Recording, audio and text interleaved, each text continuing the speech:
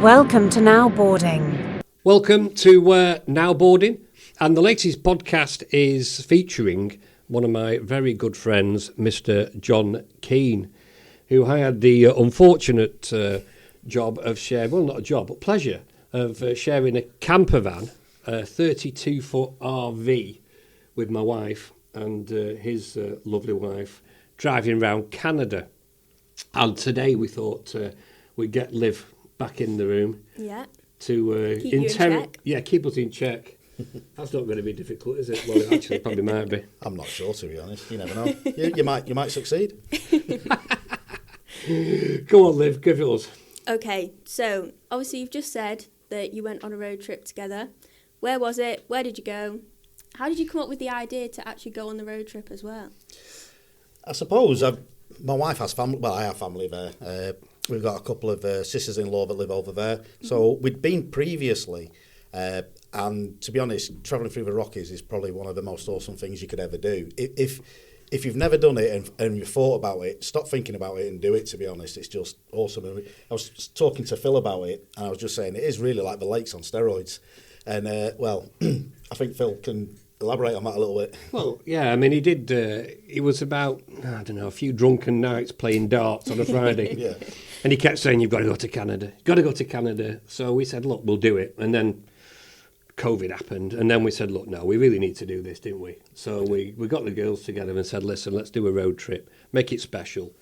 And we'll fly out to Canada. And listen, to cut a long story short, we jumped off in Toronto, did a bit of a whirlwind tour of Niagara, etc., and had a great time in Toronto. And then we just flew over to Calgary, and we had the most fantastic time in the province of Alberta. Is that right? Alberta, British Columbia, yeah. Yeah, it was absolutely brilliant. So we're going to talk to you. I think we're going to give you a bit of an insight into what we did, what we got up to. I mean, first off, I think we should start with once you got the camper van. Day 3, I've heard Phil made a proper blunder. Did you call it a proper blunder? Was it a real... The guy that every time I'm driving, he's saying, you need to pull further over there. No, you're going right. Watch this. Watch what you're doing. Watch what you're doing. Goes to a petrol station and manages to crash the van. Yeah, but he said to me, he said, look, go and get some fuel and I'll go and buy some gas. Right? I'll get some gas for a barbecue, right? Okay, so what do you do? What do you think? Get some gas. Right, so I go off to the petrol station, fills it up, and then as I'm driving off, I forget that I've got about another 30 foot behind me. So I drove over the petrol pump stand and smashed the wastewater pipe. Yeah, it was. So I'm reversing backwards and forwards. I managed to get off the car park of the petrol station. There's stuff leaking everywhere. Oh, it was an absolute nightmare. He's on the phone going, "Where are you?" And I'm going, I've had a bit of a disaster. So I'm thinking, he's wandering around town looking for me. So I've managed to drive this bloody RV, get myself back on the high street, and I'm looking for him, and he hasn't got a gas canister. He's bought 3. So I'm juggling his gas canisters on the phone at the same time. Going, will you get a move on? Will you get a move on? He's like this. I said, what's the problem? He says, oh my God. He said, I've got these blooming gas canisters. He's walking down the street with 3 canisters. Anyways, luck would have it. We managed to fix it, didn't we? Yeah. Well, we got a man that could. We got a man that could. So we were driving to Lake Louise, weren't we? Yeah, I think it was. Yeah, it was on the way to Lake Louise. Yeah, we pulled into some, and this guy who we spoke to on the insurance place, and he said, "Oh, funnily enough, I had another bad driver last week, and I've got one of these. Got one in stock. Mended it in 2 minutes, so we were back on the road. But that was a bit of an experience in Banff, in the RV. But they are a serious big piece of kit. You do need to treat them with respect, which we didn't. Well, you didn't. And Paula kept headbutting the ceiling every morning when she got up. Yeah, well, that was the deal, wasn't it? Yeah, how did I end up with that? You ended up with a double bed at the back of the van, and I ended up with my wife on this little thing above the front seats. Yeah, but to be fair, you could stand up there without banging your head. All right. It's called midget magic. Don't worry about that. So, come on then. All right, so you've gone Lake Louise. Yeah. How was that? What is it like? Big lake, very blue water. It's absolutely stunning. It's probably Yeah. the most picturesque place you'll ever see. And we landed on our feet there. We managed to get into the Fairmont, didn't we?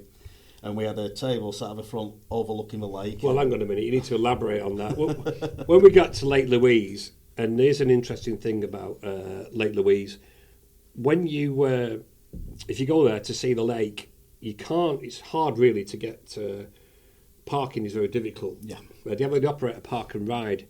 So if you are going to do it, park down the town centre in the park and ride, and pre-book a transfer, and they're about 11 Canadian dollars.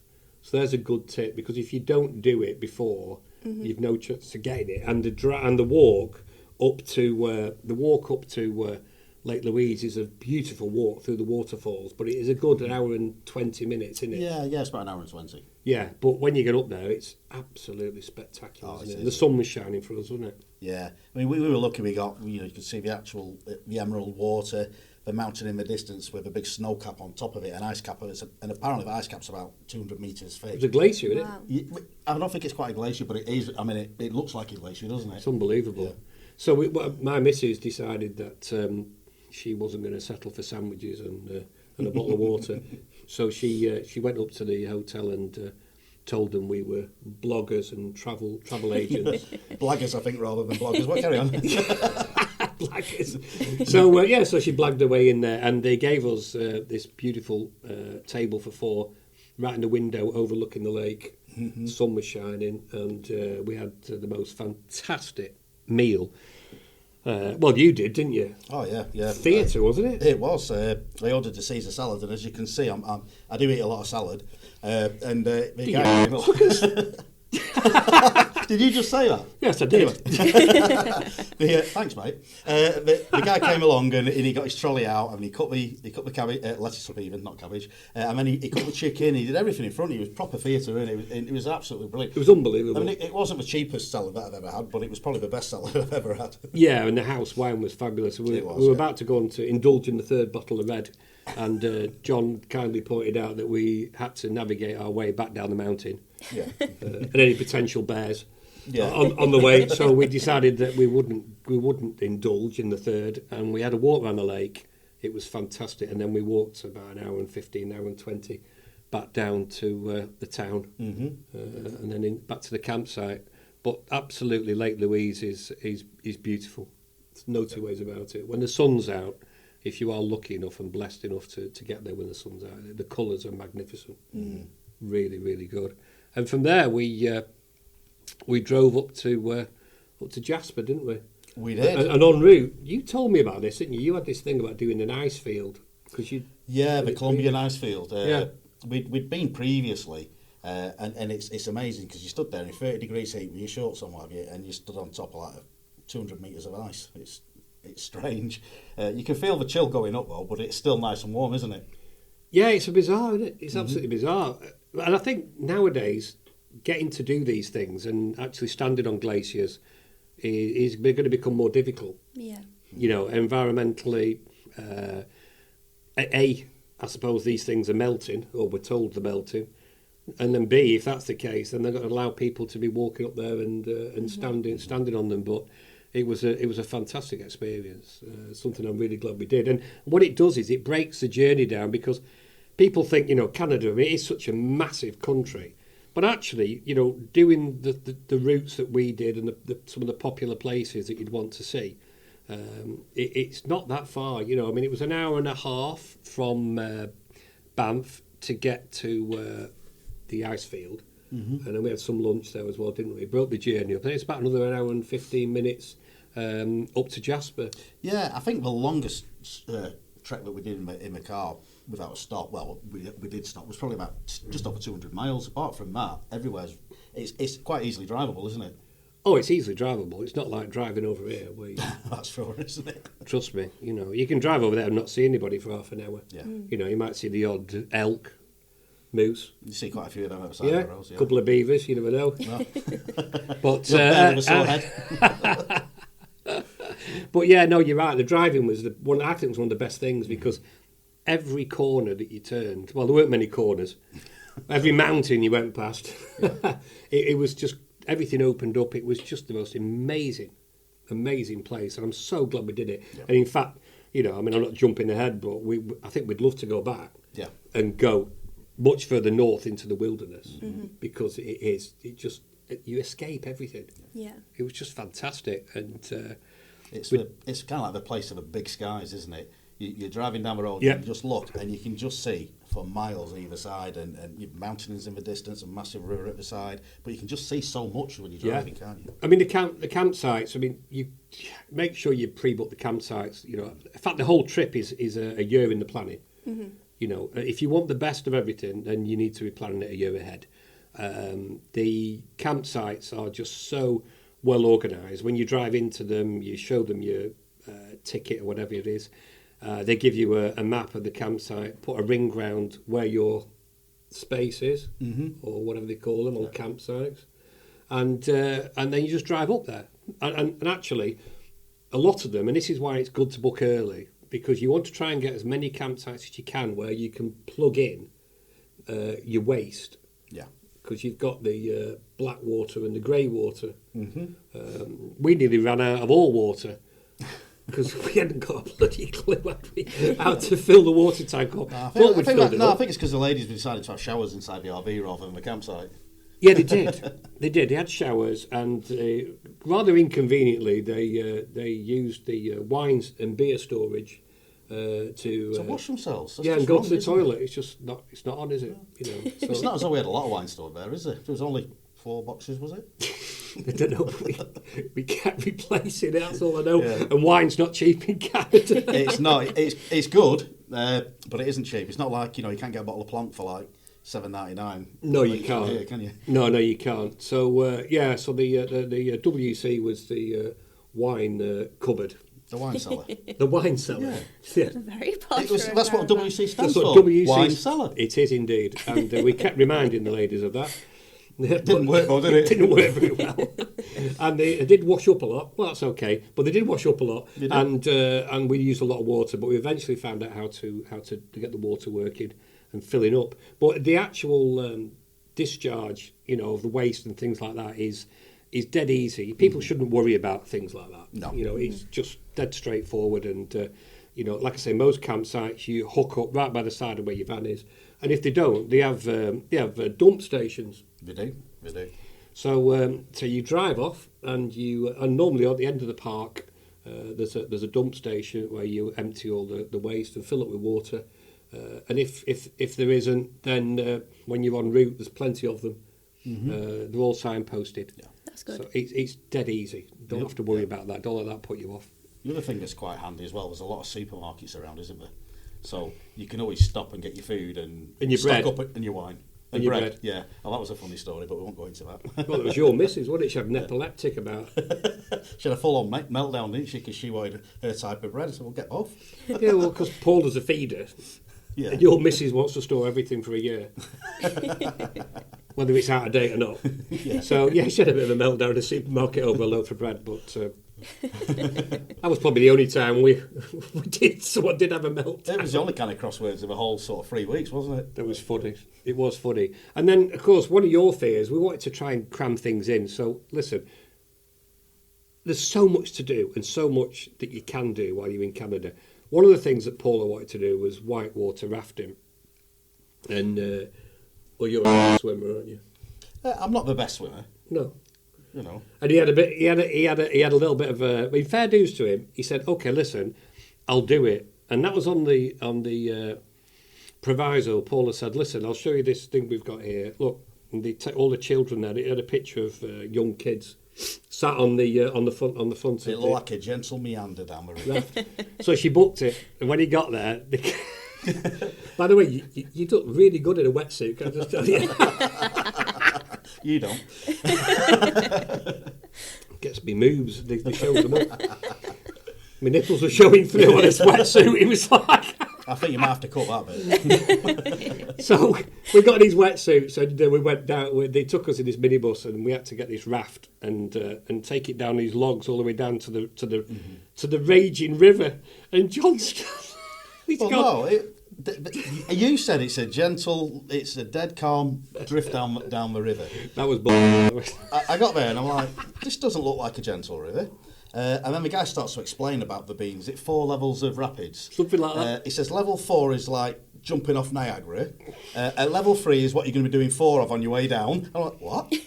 And he says, it's all right, I'll put you in the middle, you don't bounce about as much. And then this lady proceeded to board, and he had to recalculate it because it obviously has to be done by weight. So this lady was sat at the back, and he said to me, I need more weight to the front. yeah, hey. He actually said at first, I'll sit in the middle, not at the front where it's worse. And then all of a sudden, I'm sorry, John, you have to sit at the front. I'm like, no, I don't really want to do that. Anyway, You went white as a sheet, let me just tell you. I wasn't happy about it, was You I? were, and you had to grip your feet in the bottom of this raft thing. He was hanging on for dear life. You know what? And the best bit was when we got going, his face, when we hit the first white water. Oh, it was awesome. He loved it. I'm like, again, I was like a hobnob, wasn't I? Yeah, his disposition changed. His fear was conquered. So It was brilliant. I actually saved some guy's life as well. Oh, we did. I did. Some silly fell off the raft. No, he jumped off it and cracked his back on a rock. Oh, that was right. Yeah. He God. jumped. What a plonker. Yeah. He jumped off. Yeah. So John pulled him. Managed to get him with a. Was it? You put your arm out or something? No, I put my arms out. I grabbed hold of him and I didn't realise he was only a small chap, and I nearly dropped him on the other side of the road. He threw him over. He didn't even say thank you, this guy. And he was in a proper panic. He was in a whirlpool and he was getting sucked under, and he was kept going up and he was grasping. So we pulled the raft back, got him, and he didn't even say thanks. I thought, that's charming, isn't it? Well, I highly recommend it. It's very safe. Whitewater rafting. To be fair, it is. All it the is, guys there are professionals, and if you did come in, when we saw them getting in and out of the raft Yeah. themselves, and they were, it is safe. Even for somebody, I'm saying that, and I didn't want to do it. No, and we did that. Listen, we did that in a place called Clearwater when we drove from Alberta into British Columbia. So we're starting to come back down now towards Vancouver, where we finished. And there's a place in Clearwater. If you want to go and escape everything, if you go early in the season, in June time, you'll probably see lots of bears. But they have a lake there. It's a place called Alpine Meadows. When you drive there off the freeway, don't be worried because you're on a dirt track for about 35 minutes. It's a bone shaker. Oh, is it ever? Crikey O'Reilly. So just if you've got an RV, we didn't even think about it. So we parked up after we got there, and we opened the cupboard. All the glasses fell out, smashed. So we had to replace them. So we had to go to another supermarket and buy more glasses and plates. And we managed to get some more wine at the same time, didn't we? Yeah, we bought some more wine for the wine cooler. For the wine cooler, yeah. For the wine cooler. But that's a great place. And you can they have like kayaks where you can go up and visit the turtles. So listen, that's a great tip. Go and stay at Alpine Meadows. It's brilliant. Absolutely great place to go. After that, we drove off and did some wine tasting, didn't we, in Kelowna? We did, yeah. It was all right, wasn't it? I've done wine tasting before in Canada, near the bottom of Osoyoos, and the wine there was excellent. Yeah. The wine where we were... It wasn't great, It wasn't great, no. But it's an experience, isn't it? Yeah, and you learn a lot. I think you learn a lot about the climate, different, and the grapes that they grow, and actually how sort of like, what's the word I'm looking for? It can be wiped out, can't it? With one, bad winter or frost. Yeah. So, the whole thing is very precarious in terms of, the wines and actually getting a crop. But, beautiful part of the world. Yeah. Beautiful part of the world. Yeah, and when you go to them places, the people are so friendly as well, aren't they? Oh, can't do enough for you. It was probably the best place or the best holiday I've ever had. I mean, if you hadn't have been there, it'd have been fantastic. But it was good. It wasn't the best holiday I think we've ever had. Yeah, it was great. Absolutely outstanding. No question about it. We drove down. We were supposed to go to a place called Hope, weren't we? We were, yeah. And something happened, didn't it? Yeah. we got. What so when we left Clearwater. No, it was Revelstoke, wasn't it? Oh yeah, it was Revelstoke. Yeah, we've been to Revelstoke for a night. Yeah, and we went to put the side of the RV has one of the extending sides that come out where the kitchen is to make you could actually put a double bed in there if you wanted to. Yeah. it wouldn't close, so we ended up driving down was it the freeway we call it over there? Yeah. With about 18 inches of the side hanging out. Everyone's pointing at me and shouting to me. We didn't see any cops, did we? No. We saw no coppers, so we got lucky. But we were driving around with the side sticking out of the RV. Yeah. We was told it was okay, and we found out it wasn't. We found out it definitely wasn't illegal. okay. And we couldn't fix it. But all this just inside it, though. Seriously, when the side panel comes out of the RV, I mean, it's great. There's a big awning that comes out. It's all electric. You don't have to do anything. And then in the morning, it's fabulous. You get up. You got a private chef who makes breakfast for you at every campsite. Called John. Yeah, called John. He was brilliant. I was impressed. I was top chef, wasn't I? Yeah, you were top chef. I was Heston Bloomineck. What's he doing? Well, there were some of the RVs we saw, though, weren't there? Some of the people, some of the Americans, good grief, they drive up from Miami and ribs for places breakfast. Like that. Yeah, you should see the gear they've got. Some of these multi-million-pound motorhomes. Yeah. Cracky. But listen, we had a great time, and all inside it's kitted out brilliantly well. Aircon's great, isn't it? Yeah. You know, there was nothing you wanted for, so I would definitely recommend it. But we couldn't get it fixed, so we had to pick up a hire car, and then we drove the last journey, didn't we, to Vancouver? We did, yeah. We got a big SUV, didn't we? Big, what was it, a Ford Explorer? Something like that. And we drove about 5 hours from there, didn't we? Yeah, it was a fair trek. But Vancouver's an interesting place, isn't it? Yeah, definitely. Yeah, we went to the markets. We did a bit of a tour around on the bus. We Stanley had Park and on the island and what have you. Yeah, we had a meal at the hotel. We had I probably had one of the best lobster dishes I've ever had in Vancouver. It's famous for things like that.